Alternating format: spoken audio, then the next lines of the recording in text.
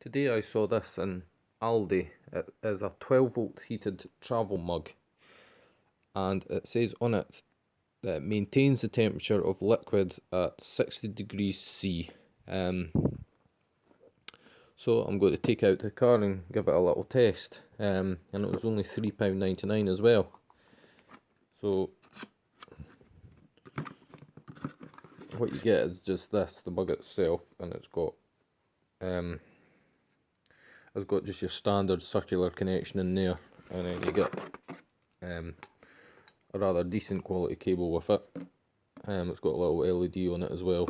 The build quality is okay. It's kind of been sort of crimped around the bottom. It feels quite light, and there's no visible heating element inside. I know some of them have a coiled up one inside, kind of like a kettle, but I think those are the ones that are actually designed to boil the water, although they do take a long time. It has a 4 amp fuse in it, so that means it's going to be running at about roughly 40 watts. It probably won't be drawing quite 4 amps. It'd be good to put a watt meter on it, but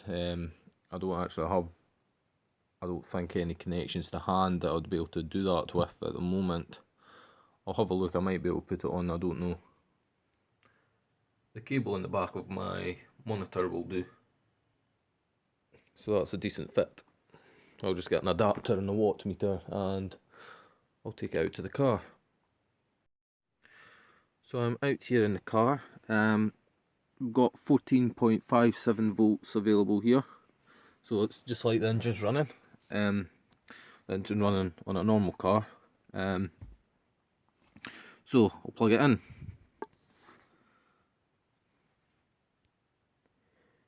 So I've actually decided just to fill it with cold water.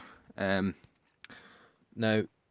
it does say it's for maintaining the temperature of a liquid at 60 degrees C maximum, so don't have too high expectations of this. So I'll plug this in just now and we'll see what the power is. So that's it's about 2.1 amps, 2.16 at 30 watts. Yeah, pretty much 30 watts exactly. So I'd imagine that would be sufficient to keep liquids reasonably warm. It should work for that fine at 30 watts. But bear in mind that I do have quite a long cable here as well, so it's going to drop the voltage just a little bit. So that will result in a bit of a power loss. So I think for what it's advertised as, it should do pretty well.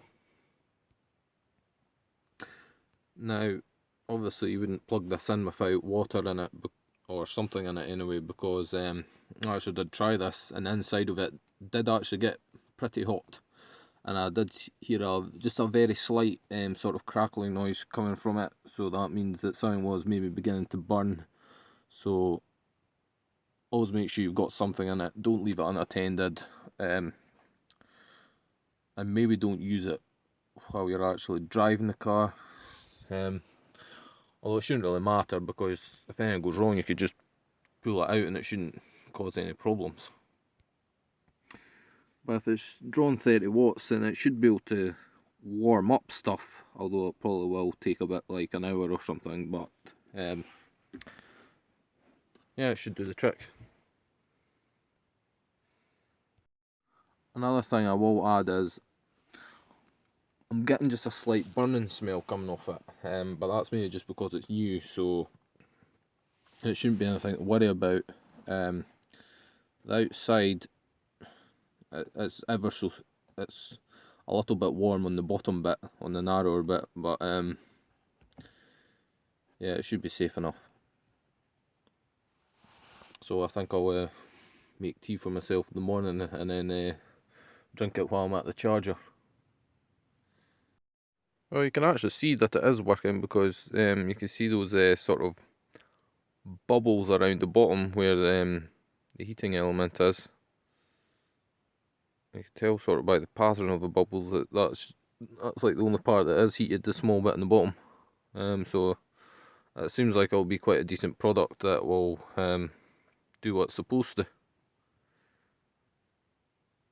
So in conclusion, I'm certain it's going to work because I just tried it again with nothing in it, and the inside of it does get absolutely roasting, so it sure is going to maintain the temperature no problem, so it's a good thing to get.